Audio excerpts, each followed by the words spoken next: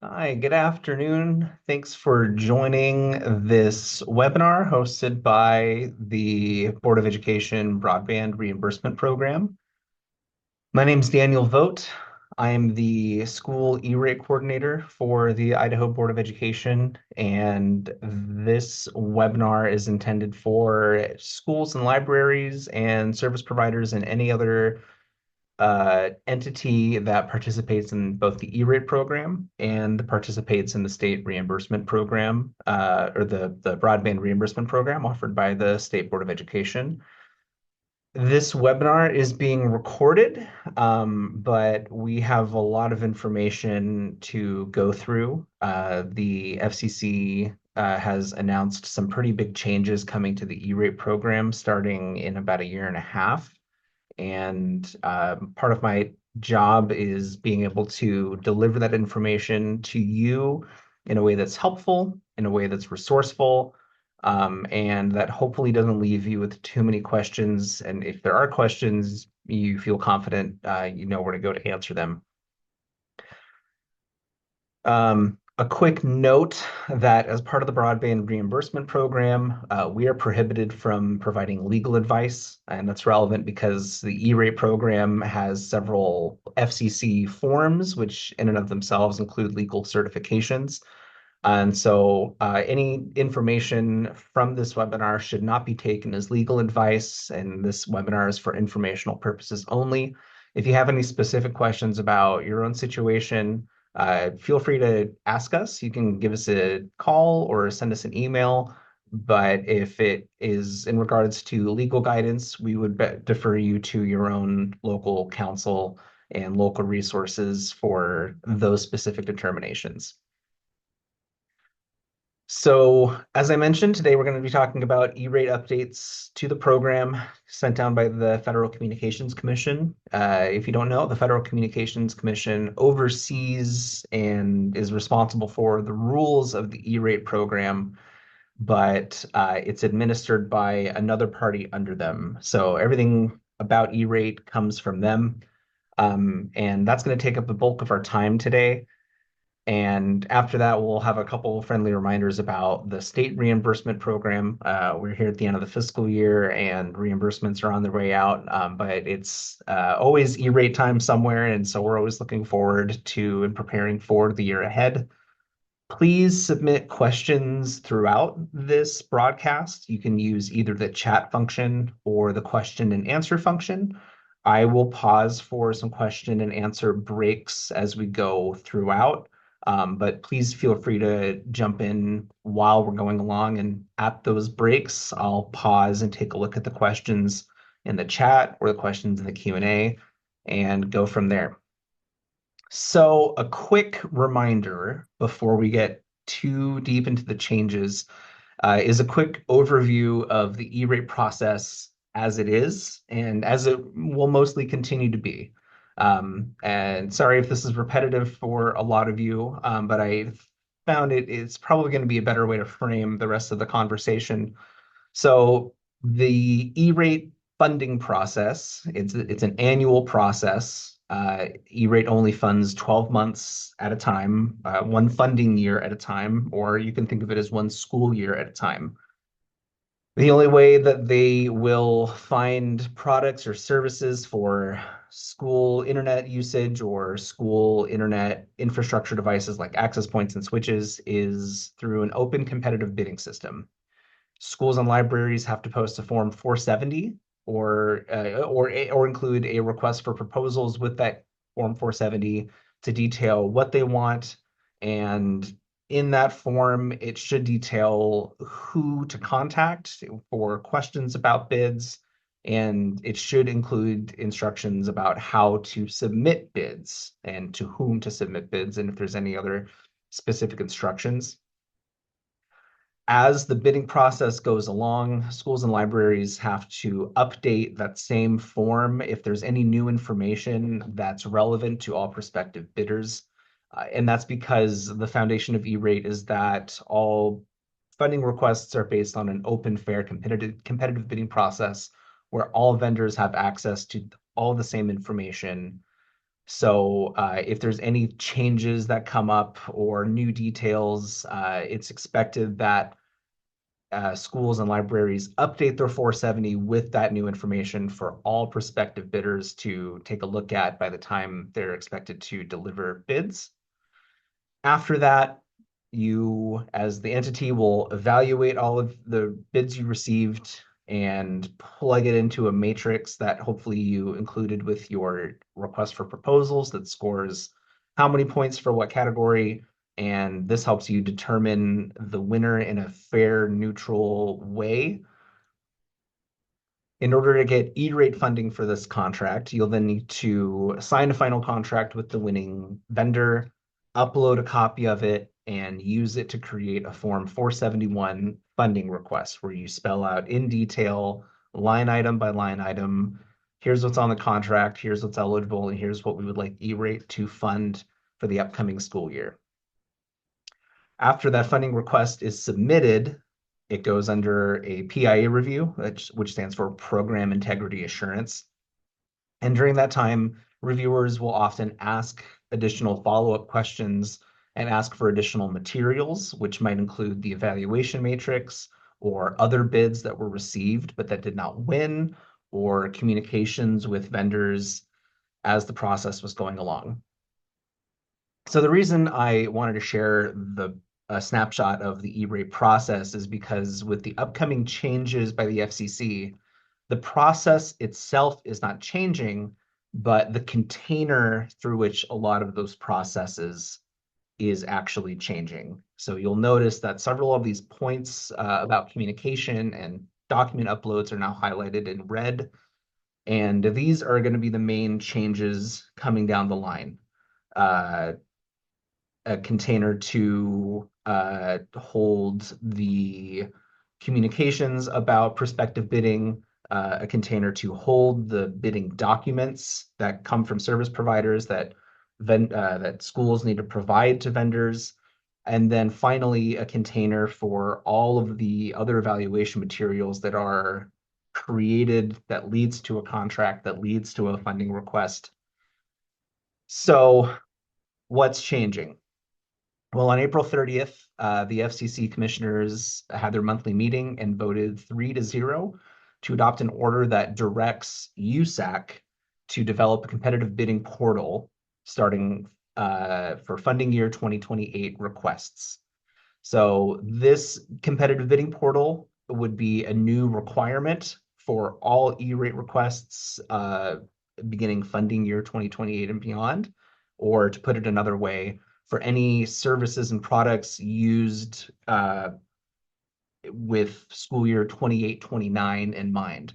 So this competitive bidding portal would require service providers to submit bids into that portal rather than directly to applicants, which is a pretty big change.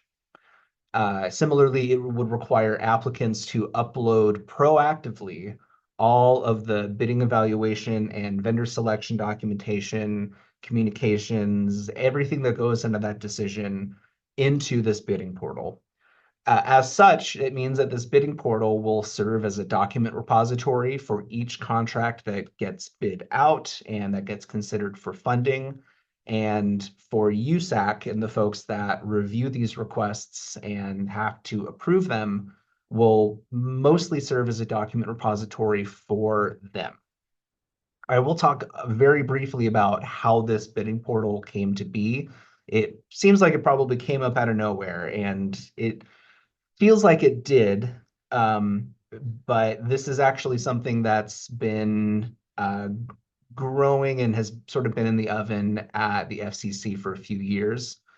It started in 2017 with a report from the Government Accountability Office pointing out that competitive bidding issues and documentation tends to be the largest category for found waste, fraud, and abuse within the E-rate program. But fast forward to 2023, 2024, and the E-rate program is actually under its statutorily required percentage of, for lack of a better term, allowable or expected fraud, waste, and abuse issues that come up. It's a very, very low percentage, and as such, we've had 2 years of fewer audit reviews because of it, and that's been very good. But in light of the 2017 report from the GAO, the FCC decided to put together their first draft at this bidding portal order around Christmas 2021. It was met with widespread feedback, for lack of a better term. And it after that mostly got put away quietly until this last April when it came back as a new order, almost fully formed and ready to launch for funding year 2028. So to put it all another way, for any funding requests that get filed for funding year 2028, meaning services and hardware to be used and purchased during school year 28-29, it means that funding requests can't be funded without the use of USAC's bidding portal platform to request bids, accept bids, communicate back and forth with vendors. There's supposed to be an option for vendors to communicate and ask questions anonymously if they choose. It'll again be the platform where you will upload proactively all documentation about the contract evaluation and how a final contract was chosen, and all of the details that come with that, down to who evaluated or who provided evaluations and what their relationship is to the school or library, and any relevant memos, board minutes, even award notices that go out to the winners or the losers. All of that will now need to be proactively uploaded beginning funding year 2028. So we have a little bit of time between then, but there's still a lot to cover here. Again, if you have questions as we go along, please feel free to use the chat or the Q&A, and we'll have a question and answer break here in a little bit. So there's plenty of folks, though, that are going to find themselves in a situation where they already bid out their internet service contract to last for several years, maybe even through 2030 or 2031 and beyond. And for those that procured and signed contracts that go well beyond once the bidding portal opens, the first question might be, do I need to cancel my contract and rebid? Thankfully, no, not at all. However, USAC wants to hold all continuing contracts up to the same standard of documentation as these new ones that are gonna come through the bidding portal. They've kicked the deadline to comply by an extra year to allow time to make sure that schools have a chance to catch up on past paperwork that may have been generated or that was generated during these older procurements. But they will expect that by funding year 2029, applicants need to proactively upload those documents for the contracts that were already procured prior to the bidding window starting. There was a line in the FCC order that explicitly said if an applicant has already provided USAC with the competitive bidding documentation for an existing contract, then they do not need to resubmit the documentation again. So on its face, that seems like good news. Contracts are submitted every year. They tend to get validated every year with varying degrees of scrutiny. But one thing that's uncertain is that documents can be uploaded in lots of different places within the E-rate portal. There's the school entity profile and the contracts module. There's individual funding requests. There's the review strings for funding requests. And even then, there might be multiple review strings per funding request. There's appeals, there's Form 500s, there's service substitution forms. There's a lot of different places. And this order from the FCC, they tend to speak pretty broadly because the order is kicking it to USAC and asking them to determine and develop the nitty-gritty and how these things will be. So all the FCC has told USAC is to treat applicants that have already uploaded documentation with some forgiveness and to say that it's already safe and considered uploaded. So more details to come. And in fact, part of the FCC final text includes explicit instruction to USAC to spend some time seeking feedback and stakeholder input. It also demands that USAC have a testing period to make sure that things are working as intended. Individual scenarios of strange niche circumstances can be tested and make sure the system's not completely broken before they go full steam ahead for everybody. So broadly speaking, this bidding portal is a pretty big change to the E-rate process, and it's going to be here before we know it. But I can tell you what's not changing, and that is, as I alluded to at the beginning of this webinar, what's not changing is the process itself.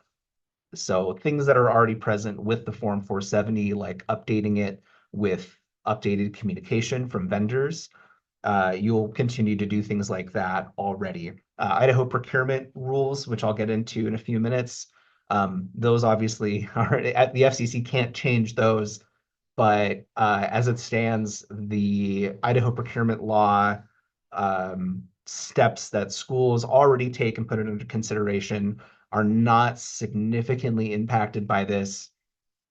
Um, but then what also doesn't change is none of these documents and pieces of paperwork and things that are produced, technically, they're all things that are supposed to be produced anyway. And USAC does have a document retention policy that says that schools and libraries need to hang on to all of this documentation, even the board memos and the meeting minutes and the evaluation sheets and the extra bids that did not win. Those technically all need to be held and archived and ready to produce in the event of an audit. And the timeline to hold on to that documentation is pretty long. It's a 10-year period starting from the end of the contract. So if you have a contract that ends in 2030, the 10 years starts then, and you're expected to hang on to all of this documentation until 2040. So one thing that is nice about this bidding portal and this document repository is that by having it all there, it satisfies USAC's requirement of having access to it for 10 years after the service contract ends for their sake. It does not, however, alleviate the burden of local record keeping for schools and libraries. So we do not recommend eschewing your own local record keeping in favor of the document repository that's yet to come. And if you've been to any of our IETA sessions in the past or training sessions in the past, our strongest singular piece of advocacy is to keep records all in one place and think about making them available and accessible and all of that for the next person that might fill your role after you or for the next person on the team. All right, we're going to take a short question break. Question from Kathy. Will the evaluations and communications take place in this new portal? That's a great question, and that's something that we don't know fully yet. Will the evaluations take place in this new portal? Likely no. Something that was floated in this order, Order 2630, was a suggestion that USAC develop a standard template for vendors to use to respond to bid requests. And that template might include several fields for certain types of prices, like the field for the eligible monthly recurring costs or eligible one-time costs, the eligible speeds. They're going to explore some of that standardization in terms of just making the submission data uniform and making it easier for vendors to enter that information with the idea that it'll make evaluations a little easier to complete if the data is standardized. There's no evidence that I recall, and I can take a look again and let you know, but there's nothing that I recall seeing that evaluations should be performed in the portal. Right now, it's expected that evaluation documents will be uploaded as well as any relevant information about those, like who did the evaluation at the school, any board minutes and memos and stuff like that. But thankfully, there's no indication that I've seen yet that evaluations are expected to be completed within the portal.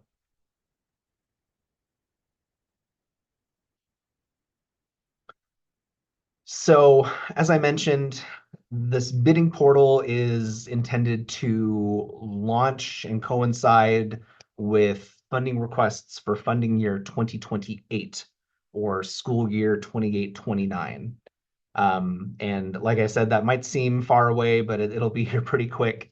And so I threw together this quick chart at John's suggestion, just highlighting each funding year and what change takes place when. Because if you've worked with me in the past, you've heard me describe managing E-rate similar to how Scrooge has to manage ghosts on Christmas Eve. There's E-rate past, E-rate present, and E-rate future, typically all at the same time. And that's due to the fact that E-rate is funded only 12 months at a time. And that means that certain things will overlap. Um, we're currently in funding year 2025, but all the paperwork that was completed this last spring was in service of funding year 2026.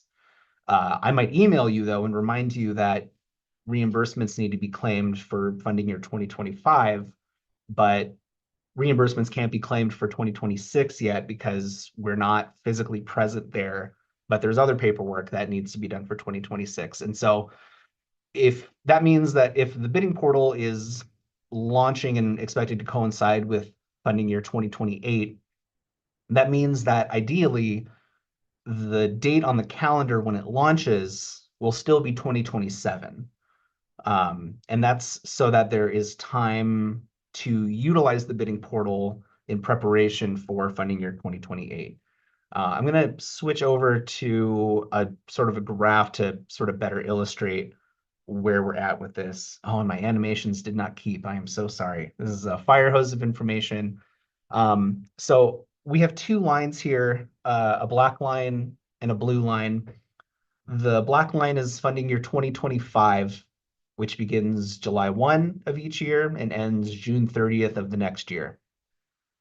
Shortly after July 1 is when schools can start preparing for the next funding year. So, as I was stating a few minutes ago, everything that we've done this last spring was really in service of the upcoming funding year. And then as soon as July 1 hits, we'll be in a space and time where we can start preparing for the year after that. So as we enter July coming up in a couple of months, the mechanisms in the E-rate system will switch and new forms and new 470 forms that are seeking bids for services will stop listing 2026 and they'll start saying 2027, as you can see on the green lines below. July 1 is when things will shift over and start working toward the next year coming up. And so this is actually something that we try to highlight. You might recognize this task table. We send this out monthly through our IC contact group, ERBC. And so if you or your colleagues need to get on that to update your IC contact sheet and designate as many folks as you want to be ERBC contacts for E-rate broadband coordinator. And we try to take pains to make sure that the ghosts of Christmas past, present, and future are detailed out pretty explicitly. We, for our own records, list out the funding year and the fiscal year because in working with those two things, they're labeled differently, but they cover the same period of time. And so if you ever take a peek at our internal file structure, you really won't find anything that's labeled FY 2025 or 2024 because in our world, we don't really know what that means. And so we take extra precaution to list it out pretty clearly when we distribute these monthly updates. And so to illustrate the point again with the new bidding portal, although it's intended to use for funding year 2028, the goal is for it to launch July 1, 2027. That way, the time between July 1 and whenever funding year 2028 applications open will be the first time anyone is using the bidding portal and preparing for the upcoming year. As such, they may also be using that time to upload the documents that they have for previously funded contracts that don't expire until sometime after the bidding window opens. And I mentioned briefly Idaho procurement law, thankfully doesn't hold up or thankfully doesn't butt heads against this order too much. Um, Idaho procurement law breaks up in a couple different thresholds for procurements over $100,000. Things are still the same. You post a Form 470. We encourage you to email a handful of vendors with that 470 number and an RFP and invite them to bid. A small thing that'll change is if you host a site walkthrough or have any other vendor meetings during the procurement window or the bidding window, this bidding portal will ask you to upload a summary of those meetings or those walkthroughs within 72 hours. And again, that's with the intention of making sure that all vendors have access to the same information, even those that were not able to make it to the site walkthrough, for example. There's one big detail about the bidding portal, though, that we will be keeping a close eye on, and it's in regards to sealed bids. There are a lot of different procurement and bidding software features out there, and one of those features is the ability to seal bids away from the user until the bidding due date is passed, and the public bid opening can happen through that bidding portal or through a meeting. Um, the FCC was asked to consider adding in a feature like this or ordering that a feature be added in, and they explicitly declined to do so. Instead, they directed USAC to create an audit log that'll go with this whole procurement and bidding window process. And that audit log is intended to show the users and the IP address of those that on the school side opened the document early or when they opened it at all. We don't know what the visibility for that is going to be yet. That detail is not included, so I would imagine it's meant to be as transparent as possible, but so we can assume right now it'll be visible only to those that use the USAC bidding portal, but we don't know yet if how public it's intended to be. And they also specifically address being able to use your own bidding portal or continuing to use your own bidding portals for things like this. And they said that's fine if you want to, but it's not the USAC one. And if you want E-rate things to be funded, then it's required you use the USAC one. There's no issue if you use more than one, if you use both, but that obviously will add a layer of issue for potential errors, making duplicate records. And so we don't have any explicit guidance at this time about how to balance continuing to use your own portal and utilizing the new USAC portal. One of our colleagues suggested maybe using your own portal to point to the USAC bidding portal and try and direct all communication and documents to go there first, and then you can retroactively update your own later as a suggestion. Again, there's a lot more detail about the specifics of this whole thing yet to come and to be developed. So I'm going to take another break for questions. What will this look like for entities that already use e-procurement software? Yep, as I just addressed, well, we don't know yet, but E-rate is not substituting their own, or will not allow another bidding portal or procurement software to substitute their own. And they did not produce a whole bunch of detail as to why, and we have yet to see more about how they manage that conflict or that demand from folks that do use their procurement software. I'm going to break for just one more moment to see if there's any other questions that may have come up so far. It's definitely a lot of info and only so many answers at this time.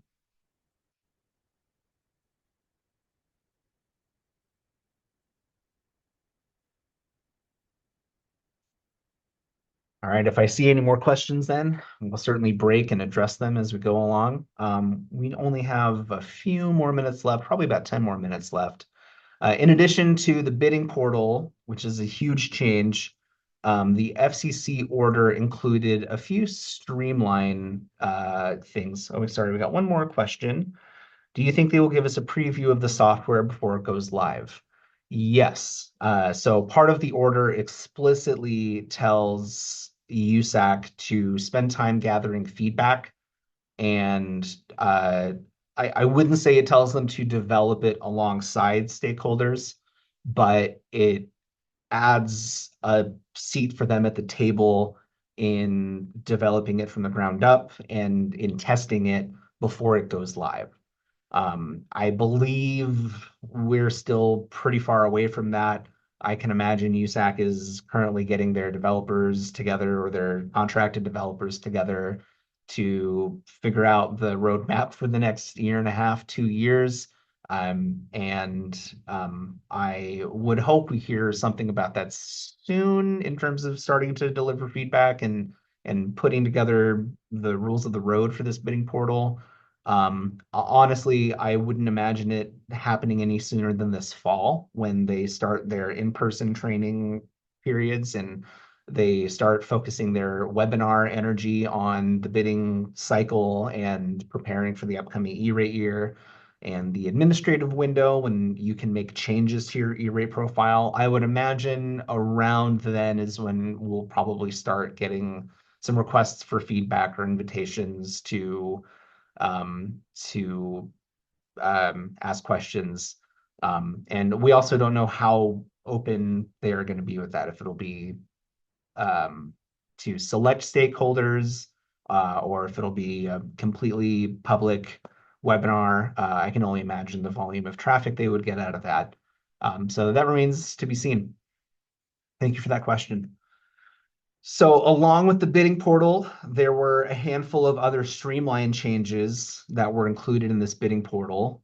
The biggest one that I think is going to attract a lot of praise is that the Form 486 is to be deconsolidated and eliminated from the E-rate process altogether. If you've been in the E-rate process for a long time, you'll know that this tends to be just sort of the forgotten form. It's kind of awkward in that it happens after the application, but before you've invoiced, but not until you've received your hardware. And that's because the purpose of the Form 486 is to certify two things. It's intended to certify annually that the services and hardware that you're purchasing with E-rate funds is also compliant with the Children's Internet Protection Act, and that you as a school have a acceptable use policy, or sorry, have an internet safety policy, and that it's been publicly vetted at a public meeting in your history and that the policy is accessible. So that certification is going to be relocated to the Form 471 funding request. The second purpose of the 486 is to confirm that you have received the products and services that you asked for funding for. And that's the last stop before anyone can receive E-rate reimbursements on that funding request. The FCC has directed USAC to relocate those certifications, or rather, remove duplicate certifications onto the reimbursement forms themselves. So for applicants, that's the Form 472 Bear form, and for service providers, it's the 474 SPY form. This change begins with funding year 2028 requests. And so that means that every funding request this year and every funding request next year for school year 27-28 will all still require a Form 486 to be completed. So we're not completely out of the woods yet, but removing the Form 486 from this equation is often one of the biggest and most frequent asks that I hear throughout the year from schools and libraries and from other stakeholders that I speak with here and there. It also adds, the order adds a few clarifications for a few miscellaneous things. And these may not apply They may apply someday, but these are pretty small things that are going to have a nice impact overall. The first one is further guidance or more clear guidance when a school or library needs to transition from one service provider to another service provider, or from one contract to another contract, or from microwave to fiber. Schools have always been sort of an awkward spot with that. Historically, they might request two funding requests for 12 months of service each. One of those requests is 12 months of service of the old outgoing thing and 12 months of service for the new incoming thing. E-rate does not want you to do that because that affects their overall demand, which is measured in the 3.5 millions. And doing that bloats and inflates that demand and makes it harder for them to really nail down what needs to be funded and what the demand actually is. So recently, they have been asking folks to file two funding requests that total 12 months together. They say explicitly you should guess at the very best what your cutover date might be on a reasonable uh, cause. Maybe it's 3 months into the year, so you would file your outgoing service for 3 months and then your incoming service for 9 months potentially. What this order does is says you should do that. You should indicate in your narrative field of the funding request that you are transitioning services and that one's outgoing, one's incoming.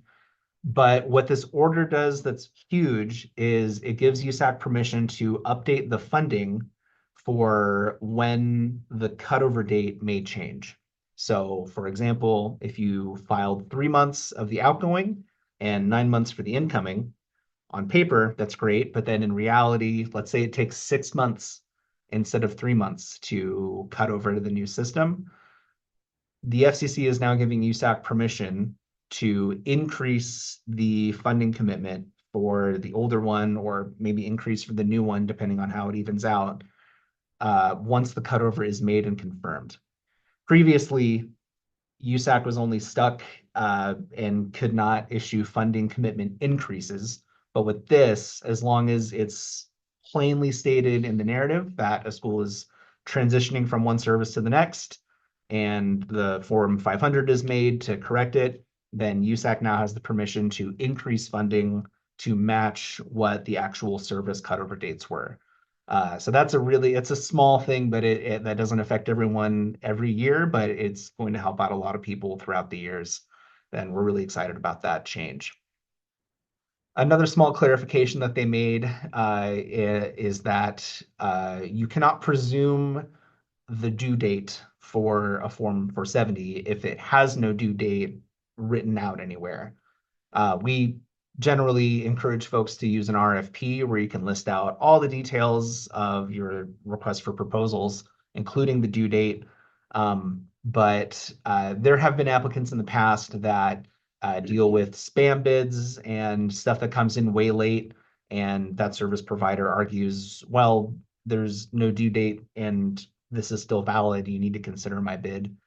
So the FCC here explicitly says if there's no due date listed, you cannot presume that the due date is the 28th day of your 28-day bidding window. Instead, uh, applicants need to clarify or clearly detail when their evaluations were performed. And if any bids are received after the evaluation was performed, then they can be summarily dismissed. Otherwise, if you get one in at the 11th hour and you have not done a bid evaluation yet, then you would be obligated to include that in your evaluation in the event that there was no due date listed on this whole procurement at all. So a very specific kind of niche issue, but we generally encourage folks to be as detailed as possible and to be mindful of your own timeline and due dates with evaluations and meeting with boards and getting confirmation to sign contracts and stuff like that. So a small thing here. But speaking of spam bids, this order also lets the FCC define spam bids a little bit. They generally define them as nebulous documents that don't have a lot of specific info, and that might be fishy, like pH fishy. And so what this guidance says is that you, as the applicant, if you receive a bid such as this, then you are not under an obligation to formally disqualify it. You should hang on to it and you should mention that it's disqualified or why it's disqualified. But what this language does is add a little layer of protection for future audits. If there's bids that are unreliable or spammy, if they're not a part of the record, but they're clearly spam, then this offers a little bit more protection in why they were not considered or evaluated. The last clarification thing that this order adds is a small grace period to deadline invoicing or invoice extension deadlines. So let's say worst case scenario, you forget to file your reimbursement requests and you don't realize it until the day after they're due. You now have at least a 15-day grace period to request an extension in order to meet that invoicing deadline. Very gracious of them to add that. And those are all of the changes, some largely detailed in the FCC order. Um, if there are no questions about everything that we've gone through so far, then I'm going to wrap it up with just a handful of reminders about the state program and our reimbursement program. Again, if you have any other questions about the FCC order, please feel free to use the chat or the Q&A while I go through the state stuff, and we'll get to that as soon as I see it. So as I mentioned earlier, we try to send out this sheet every month that shows what's due for which funding year and tie it to the school year so that we're not all necessarily feeling like Scrooge on Christmas Eve. But I wanted to highlight the broadband reimbursement program, the stateside reimbursement program portion of this, and just offer some friendly reminders here. First of all, thank you all so much for sending us invoices. The reimbursements for school year 25-26 are currently being processed and will be dispersed hopefully by the end of June. That is best case scenario. I cannot guarantee that for sure. But it's in process, and we really appreciate everyone reaching out, sending us invoices, and getting back to us with our questions about them. It is no small task for John, and we sincerely appreciate the work that he goes through in processing and reviewing those. Please don't forget to send your June invoices, though. We do need to complete that record, and if we don't get that June invoice, then we will need to remove it from next year's reimbursement to equalize it, but we don't cross that bridge until we get there. So of those reimbursements, if you are billed in full by your service provider, please don't forget that you need to also ask for the E-rate reimbursement. We are two separate programs, the feds in DC and then John and Dan in Boise.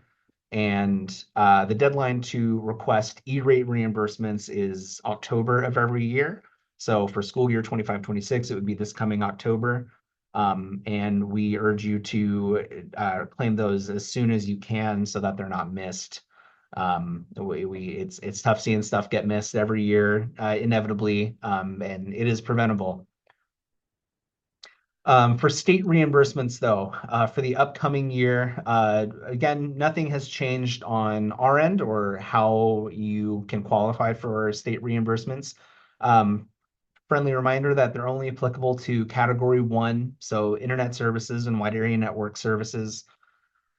In order for us to process those, we need to see all of the bills and charges in the E-rate funding request. And if it's not present in the E-rate funding request, then we cannot pick it up on our end. That extends to smaller line items like that $10 static IP bundle each month, or that $20 tax or a co-location fee. There's a lot of additional fees that are eligible for E-rate reimbursement. And sometimes you do need to break them out into line items. It can be a little tedious, but if that happens, then we can continue picking it up on the state side once we get those invoices later down the line. And lastly, a friendly reminder well, I guess not lastly, but the broadband reimbursement program does have maximum bandwidth speeds that we can reimburse for direct internet access. Those speeds do not affect WAN reimbursements at all, since that's a whole different beast.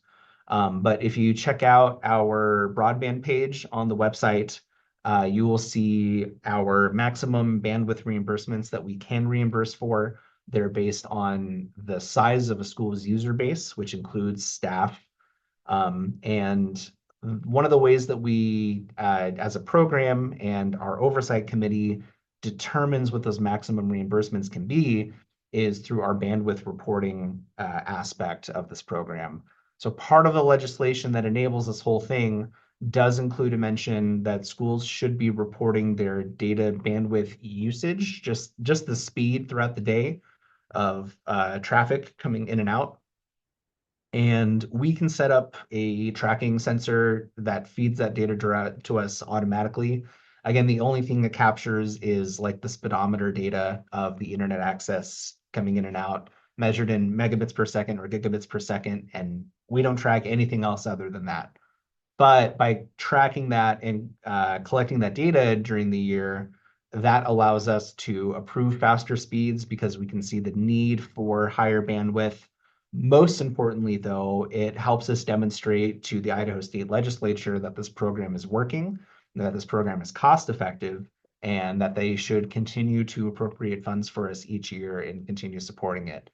And so please reach out to us, or we will reach out to you about collecting bandwidth reporting data. Like I said, we would love to set it up for you automatically. This is something that some service providers have offered to do on behalf of their schools in the past. We're open to things like that as well. But the important thing is that we're able to build that record, not just for you and for the program, but for the next year and the year after that. And so our Idaho State Legislature can continue supporting as well. Question in the chat, can we install that sensor before upgrading the bandwidth to see if we can qualify? Absolutely. Absolutely, we can. We would love to be able to help you justify the speeds that you believe you need. We acknowledge that there's a lot of different pieces of the network infrastructure that make up the end user speed. And sometimes the answer is not to turn up the speed. Sometimes the answer is somewhere between the internet handoff and the wireless access point in the classroom. But in the event that it is the speed, we absolutely want to support that. But that usually involves building a data of a couple of months at least of school day usage to really demonstrate what the average usage is during the school day. So absolutely, we can get that sensor set up. And if we get that sensor set up, it's your data, and we will gladly send it back to you in a CSV format or something like that at your request, because we want you to be informed as well. So that's all that I have for today. I sincerely appreciate everyone taking time at the end of the school year. Generally it's E-rate for me all year. And there's always E-rate things to do. But please let us know if you have any questions or concerns about the upcoming bidding portal. Please update your IC contacts in the IC contact sheet with ERBC contacts, and that way you get that monthly update from us, as well as any other time-sensitive updates or questions about your contract or about reimbursements or even about setting up internet probes. Lastly, I suggest subscribing to the USAC monthly news brief. Those are big emails. Those are like War and Peace level emails, but they only send them once a month with a ton of program information, including some of the information that I shared with you today, and including, most importantly, any upcoming opportunities to attend webinars, hopefully engage in feedback, and stay involved in the program. I got one more question about bandwidth utilization usage. Who should we contact to see what our bandwidth usage is? Who should we contact to see what our bandwidth usage is? If we have it set up, then you can contact me or John Steele, and we can get that data to you as soon as we can. If we don't have that node or that sensor currently set up, I would suggest contacting your ISP to see if they can deliver some data. And if you want to get that sensor set up with us, we would be thrilled to do that with you here in the next few weeks so that you can start testing it over the summer and then seeing how it changes once school starts back up in August or September. If there are any other questions about this, please send me an email. And we really appreciate your time today. Thank you so much.